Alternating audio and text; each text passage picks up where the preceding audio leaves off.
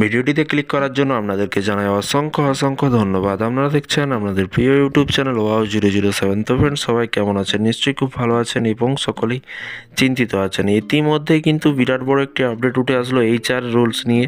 মাথায় হাত সরকারি কর্মচারীদের ভাতা ফেরত দেওয়ার চিঠি সরকারের সাই দিল কিন্তু আদালতও কিন্তু নোটিশ দিল যে ভাতা ফেরত দিতে হবে।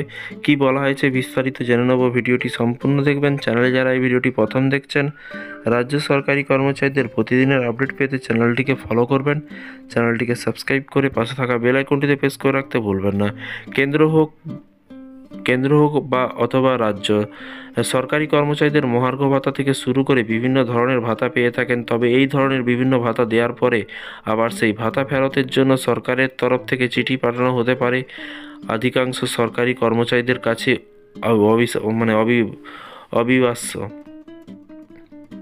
এবং কিন্তু এবার এমনটাই ঘটল। সরকারের তরফ থেকে কিন্তু এক সরকারি কর্মচারীদের হাউস রেন্ট অ্যালায়েন্স বাবদ পাওয়া টাকা ফেরতের জন্য চিঠি পাঠানো হয়েছে। ওই সরকারি কর্মচারী সেই টাকা ফেরতের দিতে স্বাভাবিকভাবে রাজি হননি এবং আদালতে দ্বারস্থ হয়েছিলেন।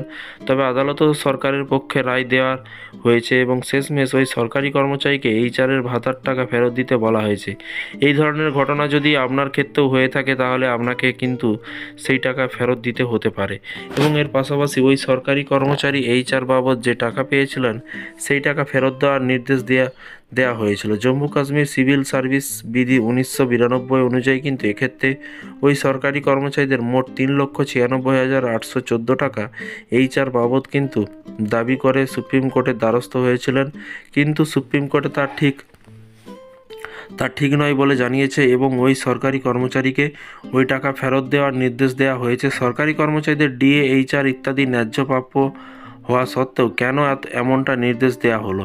এর পাশাপাশি আসলে সেই সরকারি কর্মীকে কিন্তু HR বাবদ টাকা ফেরত দেওয়ার নির্দেশ দেওয়া হয়েছে।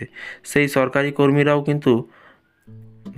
কর্মীর বাবারও কিন্তু একজন সরকারি কর্মচারী ছিলেন। তিনি 2014 সালে 30 এপ্রিল অবসর গ্রহণ করেছিলেন, কিন্তু পুলিশের DSP পদে ছিলেন এবং চাকরি করাকালীন তিনি যেমন HR পেতেন ঠিক সেই রকম কিন্তু অবসর গ্রহণের পরও কিন্তু HR পান। এক্ষেত্রে আবার তার ছেলে সরকারি কর্মচারী হওয়ার কারণে HR পাচ্ছেন এবং কিন্তু অবসরপ্রাপ্ত ওই সরকারি কর্মচারী এবং তার ছেলে সরকারি কর্মচারী একই আবাসনে ভাগাভাগি করে থাকেন।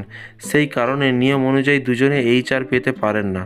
এরই পরিপ্রেক্ষিতে সরকারের তরফ থেকে অবসরপ্রাপ্ত ওই সরকারি কর্মীর ছেলের থেকে HR বাবদ টাকা ফেরতের জন্য নোটিশ দেওয়া হয়েছিল।